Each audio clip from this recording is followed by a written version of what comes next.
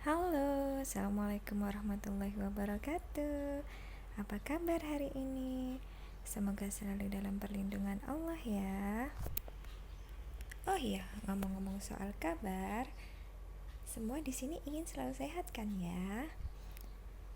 Tentu. Menurut kalian, sehat itu datang begitu saja atau dengan usaha? Benar, sehat bisa kita dapatkan dengan cara kita berusaha. Misalnya dengan mandi 2 kali sehari, tidak stres, cukup istirahat, pola makan sehat, dan juga olahraga.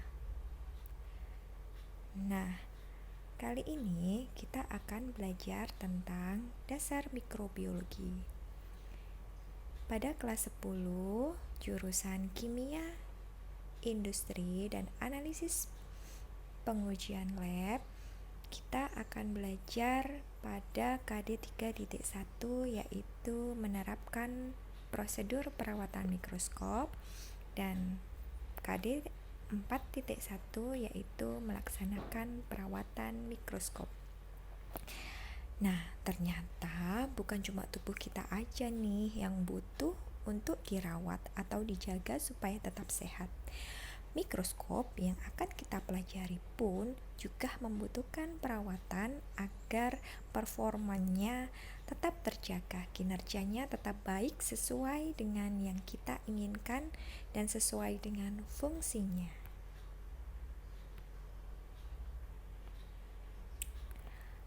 Nah, sebelumnya Bu Amel paparkan aturan mainnya ya.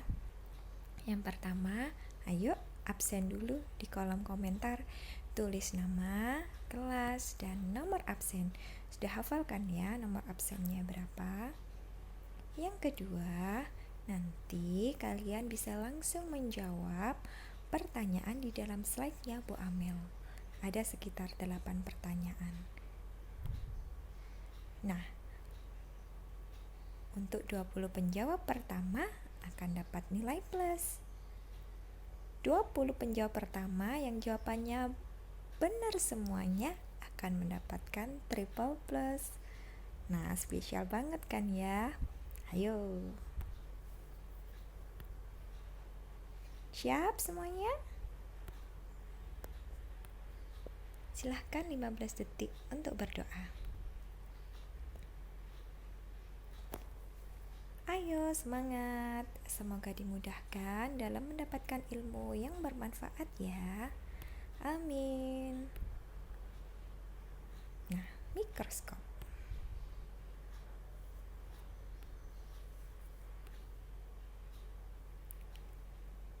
Ada yang tahu ini gambar apa? Betul, gambar orang. Sudah tahu siapa bapak ini? Kira-kira kenapa bapak ini ada di dalam slide-nya Bu Amel? Nah, itu pertanyaan nomor 1 ya. Gambar siapa? Foto yang ada di slide ini. Langsung aja bisa ditulis di kolom komentar. Betul, namanya Zacharias Jason. Kenapa bapak ini ada di sini? Karena beliau adalah salah satu penemu mikroskop. Nah, dalam bahasan kali ini kita akan belajar tentang yang pertama jenis-jenis mikroskop, kemudian bagian-bagian mikroskop beserta fungsinya, yang ketiga tentang penggunaan mikroskop, dan keempat yang pasti dan yang terpenting adalah cara perawatannya. Mikroskop berasal dari bahasa Yunani. Mikros artinya kecil dan skopein artinya melihat. Pertanyaan yang kedua, jadi artinya mikroskop itu apa ya? Langsung ditulis ya. Nah, nih Bu Amel punya 3 gambar mikroskop. Nah, dari ketiga gambar ini Kira-kira sama nggak sih? Nomor 3 ya. Oke, kali ini kita akan belajar tentang jenis-jenis mikroskop. Sebenarnya ada berapa sih jenis-jenis mikroskop? Ayo coba tebak. Nah, berdasarkan pada kenampakan objek yang diamati, mikroskop dibagi menjadi dua. Yang pertama, mikroskop dua dimensi atau yang biasanya kita sebut sebagai mikroskop cahaya. Yang kedua, mikroskop tiga dimensi atau biasanya disebut mikroskop stereo.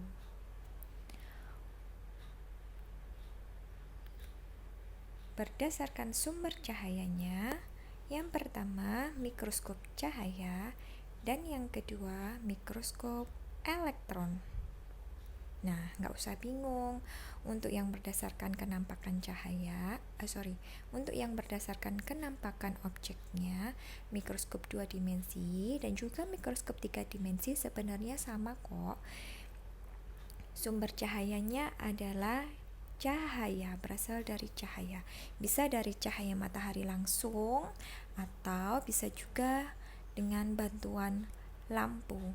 Hanya saja dari hasil kenampakan objeknya, mikroskop cahaya itu ada yang hasilnya memperlihatkan bentuk dua dimensi dan ada juga yang menghasilkan bentuk atau gambar tiga dimensi. Biasanya disebut dengan mikroskop stereo.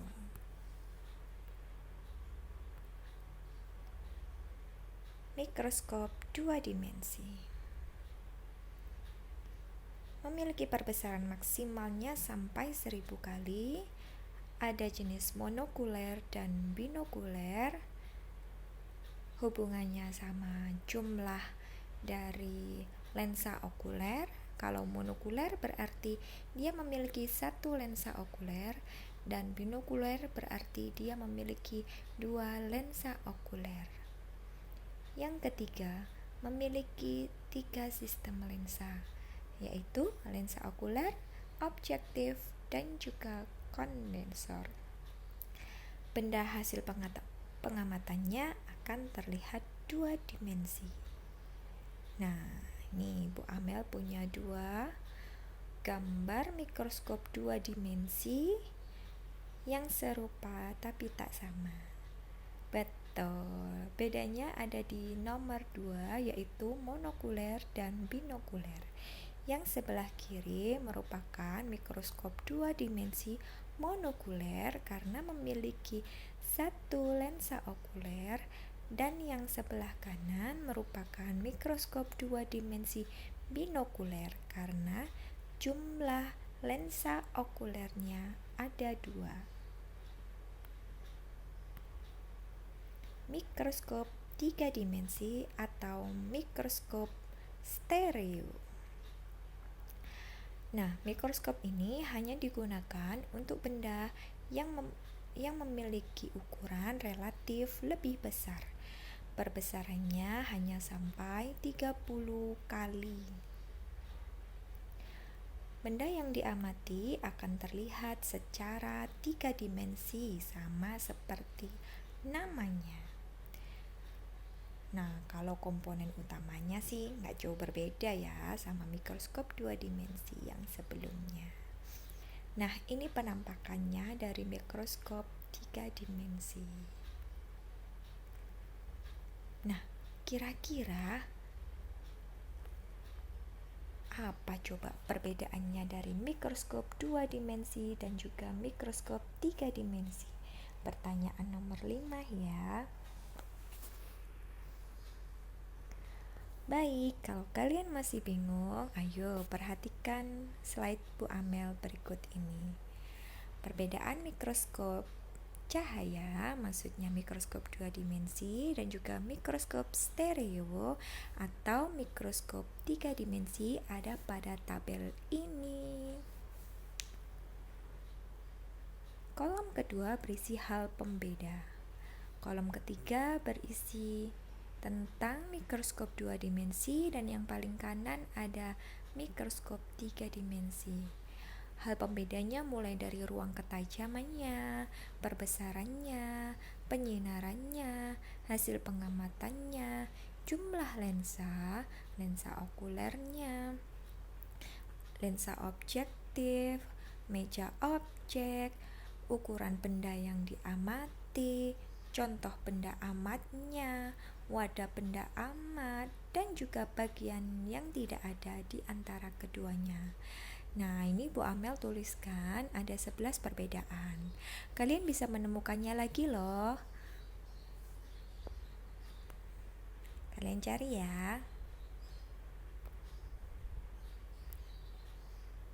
Nah, masih tentang jenis mikroskop. Ada mikroskop elektron. Mikroskop ini memiliki perbesaran sampai 100.000 kali loh. Wow, besar banget kan ya. Jadi benda yang sangat kecil bisa terlihat sangat besar sampai 100.000 kali dari ukuran sebenarnya. Mikroskop ini menggunakan elektron sebagai pengganti cahaya. Ada 2 tipe, yaitu SEM dan juga TEM.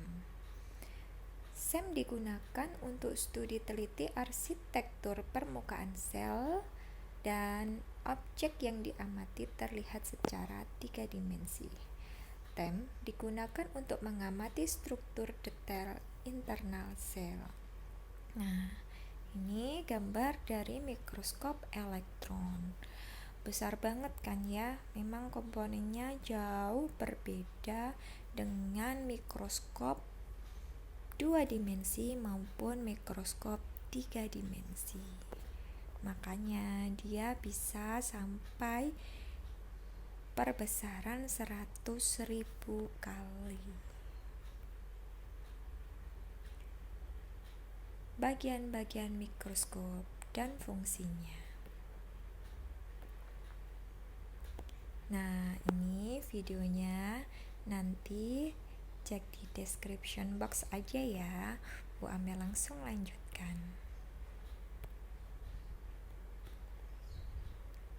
Nah, ini bagian-bagian mikroskop.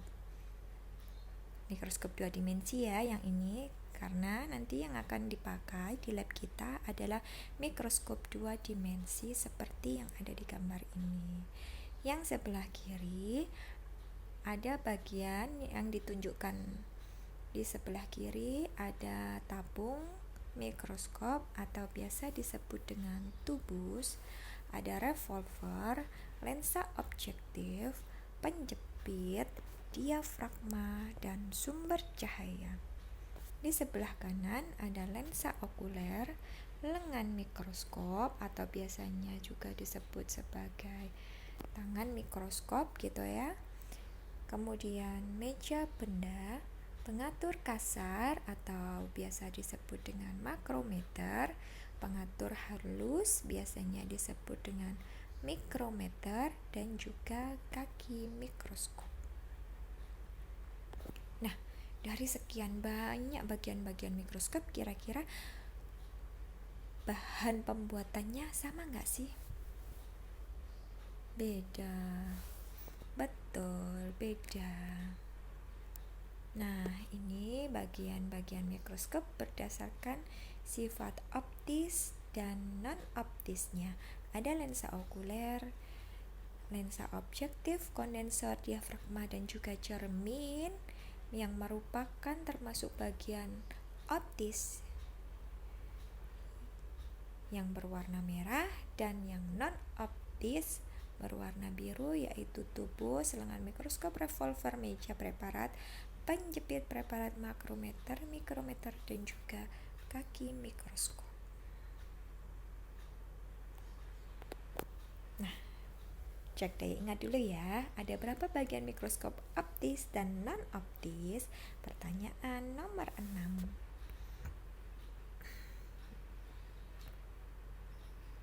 Nah, ini boleh di screenshot. screenshot dulu. Nah, setelah itu kalian pasangkan yang kiri bagian-bagian mikroskopnya dengan fungsinya yang ada di sebelah kanan. Kalian tulis di buku catatan kalian sebagai tugas hari ini. Penggunaan mikroskop.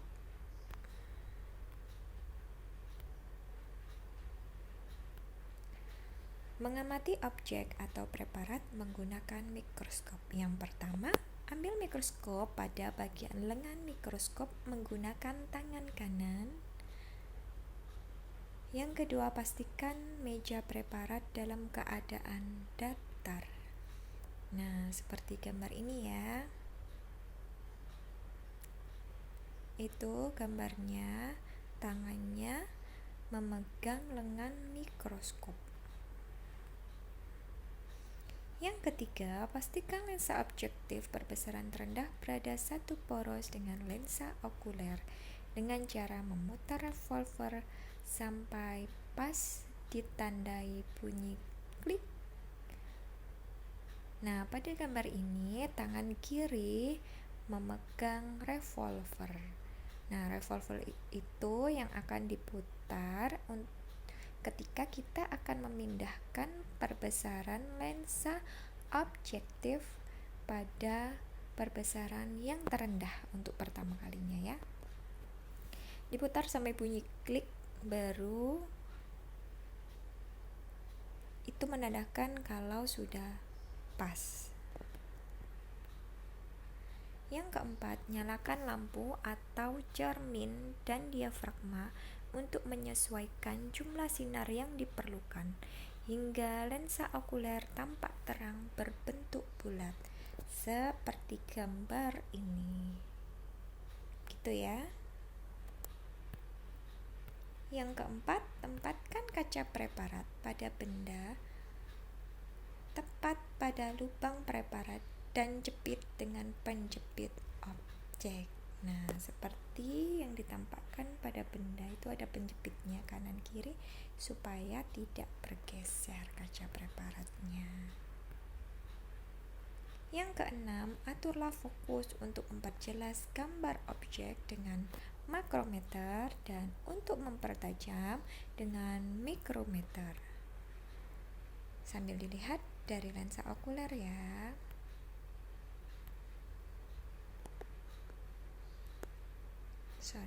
Nah, itu bagian yang dipegang berbentuk bulat dan besar namanya makrometer. Itu bisa diputar, nanti disesuaikan sampai gambar terlihat jelas.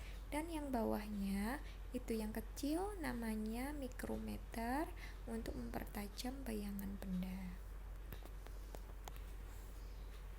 Yang ketujuh, untuk memperbesar bayangan benda, gantilah lensa objektif dengan ukuran 5 kali, 10 kali, 40 kali, sampai 100 kali dengan cara memutar revolver hingga berbunyi klik.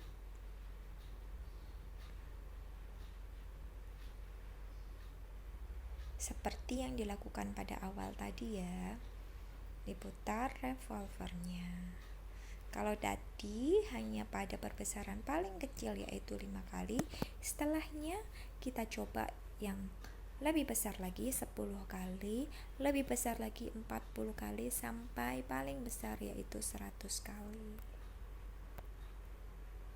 Yang kedelapan, amati dan gambarlah. Jangan lupa untuk mencatat perbesaran dan hasil pengamatan terbaik. Kemudian, hitung menggunakan rumus M sama dengan MOB kali MOK, dengan M adalah perbesaran mikroskop, MOB adalah perbesaran lensa objektif, dan MOK adalah perbesaran lensa okuler. Contoh, pada sebuah pengamatan didapatkan hasil pengamatan paling jelas, tajam, dan baik dengan data sebagai berikut. Perbesaran lensa okuler 10, perbesaran lensa objektifnya 40, maka hitunglah perbesaran total yang dihasilkan. Pertanyaan nomor 7. Masih bingung? Baiklah, Bu Amel tunjukkan cara menyelesaikannya. Yang pertama, kalian tulis dulu diketahui MOB sama dengan 10 dan MOK-nya sama dengan 40. Ditanya M sama dengan berapa, kemudian dijawabnya, maka perbesaran total adalah M sama dengan MOB kali MOK sama dengan 40 kali 10, yaitu 400. Seperti itu ya. Nanti kalian bisa mengubah angka-angkanya. Misalnya kalian menemukan paling jelas perbesaran berapa. Yang kesembilan, jika sudah selesai, maka kalian harus membersihkan mikroskop dan disimpan di tempatnya kembali. Di sekolah kita, mikroskop diletakkan seperti pada gambar ini. Diletakkan namanya kotak mikroskop. Nah, di situ mikroskop diletakkan.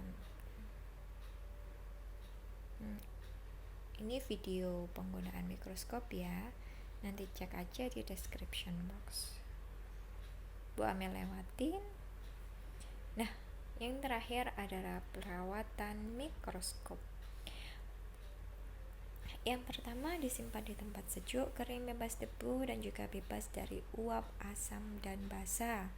Seperti yang tadi, diletakkan di dalam kotak mikroskop, atau boleh juga kalau banyak, misalnya seperti gambar kanan, diletakkan di lemari atau etalase. Yang kedua, tempat penyimpanan dilengkapi dengan silika gel dan diberi lampu supaya tidak tumbuh jamur.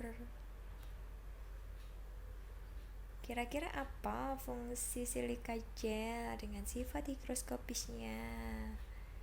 Pertanyaan nomor 8 ya.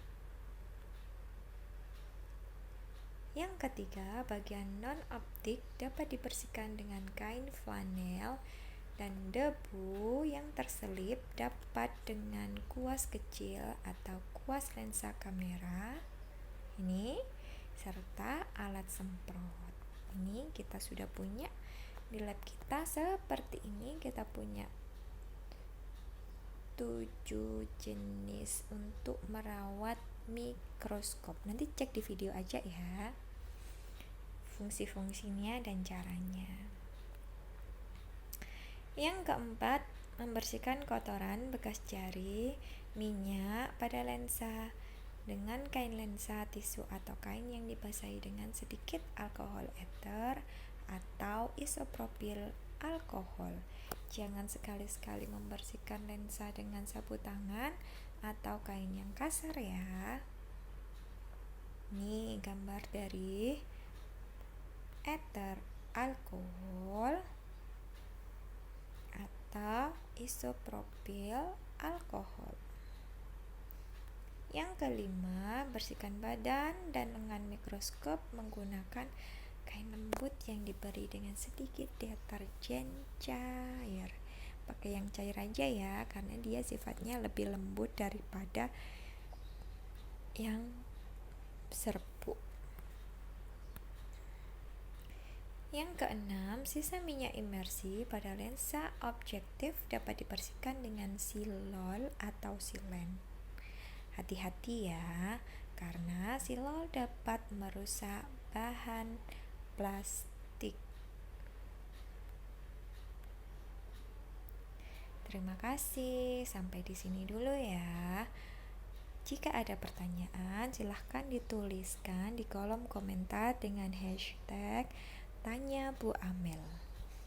Tulis pertanyaan, kemudian jangan lupa untuk menuliskan juga identitas kamu, nama, kelas, dan juga nomor absen untuk Bu Amel tetap bisa memantau kalian semua. Semoga dimudahkan dalam pemahaman. Terima kasih banyak.